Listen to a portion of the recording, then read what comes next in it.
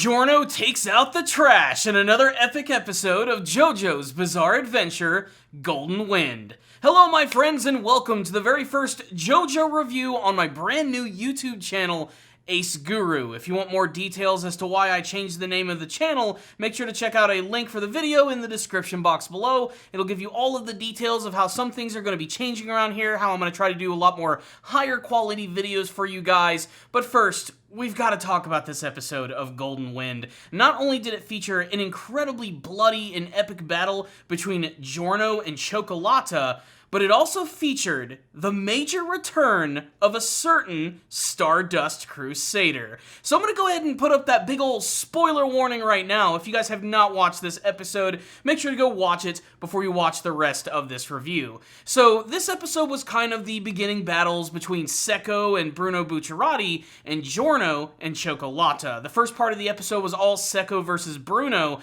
and for the most part it was more of a tease to their actual battle, with Secco displaying that while he does have the ability to move around underground and transform it into a liquid, he's also able to use it to amplify all of his attacks, being able to actually outspeed Sticky Fingers. In fact, I love this one scene where he's actually transforming the ground into a liquid and using it to amplify the power of his punches, almost as if he's like a wrestler or a boxer who's actually bouncing himself off of the ropes. This is actually something that Bruno brings up, and it allows him to totally go toe-to-toe with Sticky Fingers, knocking Bruno to a lower level and still being confounded as to why he's not actually being hurt by the mold, and that's of course because Bruno is some sort of weird undead mafioso. Although something was a little strange about this entire scene.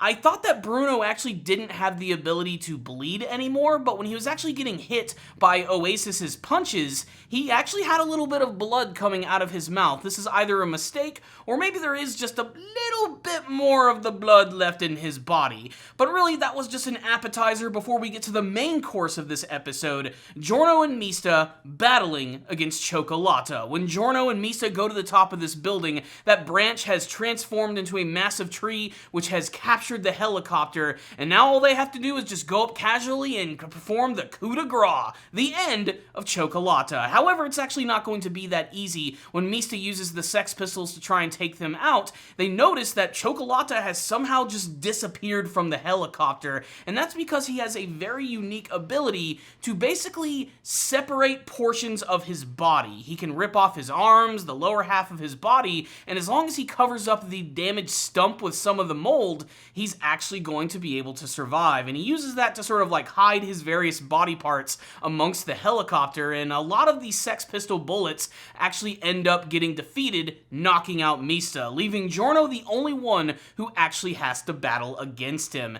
And when they actually show Cioccolata's like body for the first time as it's like torn up in a bunch of different pieces, it is so freaky looking, especially when he actually separates from his lower half. You actually see his spinal cord sort of dangling out of his body and wiggling around all over the place. And this gives him a pretty big advantage in the battle as he can sort of attack from multiple directions, with his leg kicking up from underneath Giorno and his fist coming from a completely different direction. And he desperately tries to knock Giorno out of the helicopter so that he will fall to a lower elevation and succumb to the power of Green Day. But this is where that awesome creativity in JoJo kicks in, where Giorno actually works together with the one remaining Sex Pistol to take down Cioccolata. What I love about this scene is how incredibly layered it is. First, Giorno has one of these bullets actually blast through his hands, which attaches to the front of the helicopter, which transforms suddenly into a giant tree branch. Cioccolata tries to disintegrate it with the power of Green Day, and he starts to fall yet again. However, when life suddenly leaves that branch, it transforms back into a bullet, which suddenly just shoots directly through the skull of Cioccolata, seemingly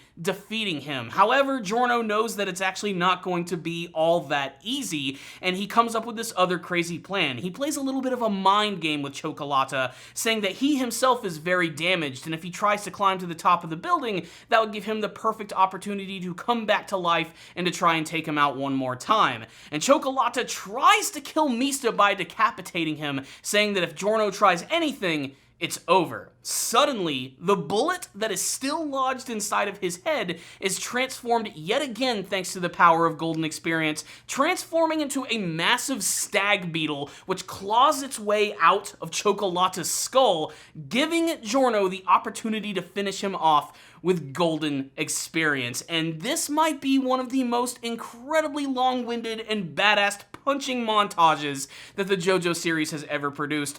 Giorno absolutely laces into Cioccolata, hitting him with so many punches it starts to get funny after a while. I mean, this punching scene goes on for like practically a minute straight, and it's incredibly satisfying, very well animated, and I especially love how it's all a callback to Dio Brando. We've already seen him do the whole muda muda muda thing multiple times, but here he even lets out a loud "ree," which is just so perfectly Dio. So, it looks like Giorno wins the battle. He ends up knocking him into the trash can, which reminded me of that scene from the end of the very first Ninja Turtles movie where Splinter defeated Shredder by throwing him into the trash compactor. And of course, it was just very fitting to see a trashy villain like Cioccolata meet his end that way. Secco ends up getting one of the voicemails from Cioccolata, who basically reaffirms him that he's going to take these guys out no problem, and even leaving him a message saying that he loves him. Aw, isn't that sweet? He really does love his pet. What's interesting is I really thought that Secco was going to be the one to go out first, considering that he's kind of like, well, for a lack of a better word, he's the bitch of Cioccolata. But no, it looks like this battle is going to continue going as the streets of Rome continue to burn from the power of Green Day. And Secco's preparing to go up against Bruno Bucciarati, but someone is watching from the Colosseum. And for me, even with all the crazy, wacky-ass JoJo things going on in this episode, this was the moment that sold it for me. The moment that got me so damned excited, because we finally get to see who that third-party person is who wants to help out Bruno and his gang. And it's none other than my favorite character from Stardust Crusaders, Jean-Pierre Polnareff. Yes, the user of Silver Chariot is returning in this series. They don't show his face, but there is only one character from the series that can have that distinctive, super tall, flat top. Interestingly enough, it looks like he is in a wheelchair. This probably has to do with him succumbing to a lot of the damage that he had with Vanilla Ice back in Stardust Crusaders. Although it's interesting, I saw him walking away at the very end of that show, so maybe something else happened here. I think there's a little bit of a history between Polnareff and the leader of Passione, Diavolo, but only time will tell to see how that plays out.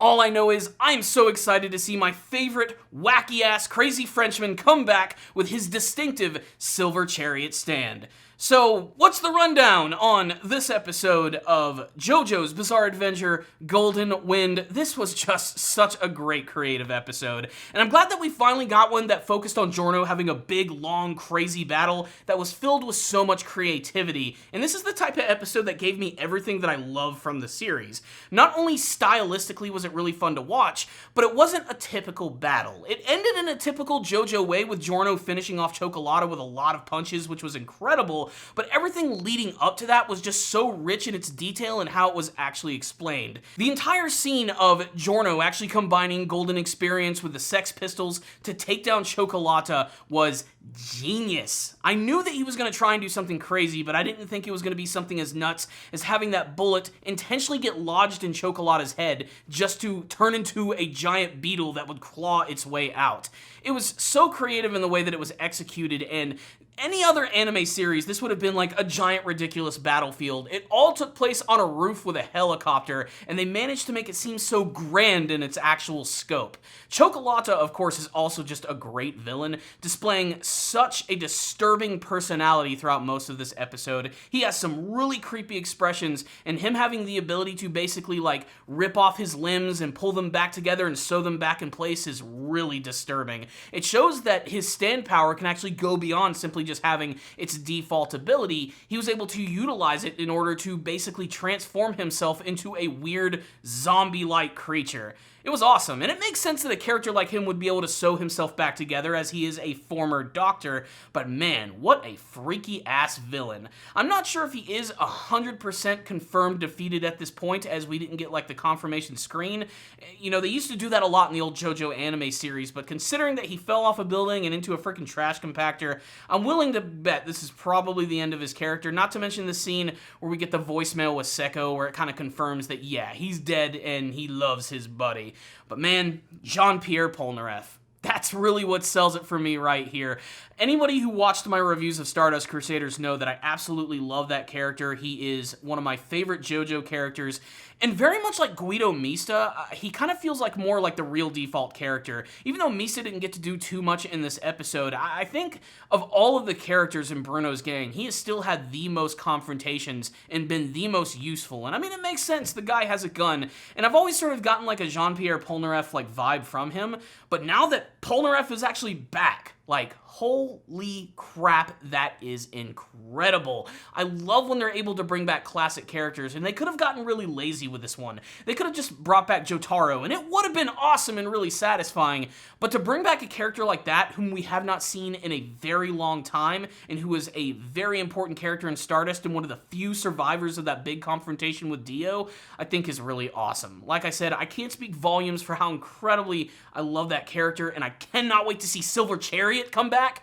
Like, that's got me really excited too. Hopefully he'll actually get involved in the battle with Sekko, maybe even helping out Bruno, bringing in Silver Chariot yet again. Is Silver Chariot actually going to be able to, like, stand and walk around? Is it going to be in a wheelchair too? Is it still going to have 2 swords, 1 sword, 3 swords? I don't know. I'm just excited. And I loved this episode, which is why I'm going to give it a 5 out of 5. That's right, my friends. I loved this episode, and I'd love to get your thoughts on it, and you can tell me all of them in the comments section below. Make sure to subscribe to the channel for more awesome anime reviews, and make sure to look for more new high-quality content coming to the channel. I just did my very first major video for Ace Guru. It is, Will Promare be the next Gurren Lagann? Yes, it's a video about the brand new Trigger anime movie. Make sure to check out a link for that at the end of this video and in the description box below. And one of the best ways to support my channel, Ace Guru, aside from watching the videos and liking them, is to check out my Patreon page. A little bit goes a long way, so if you'd like to help support this channel, please check out the link for that in the description box below. I'll see you all next time, and as always, stay down there, baby.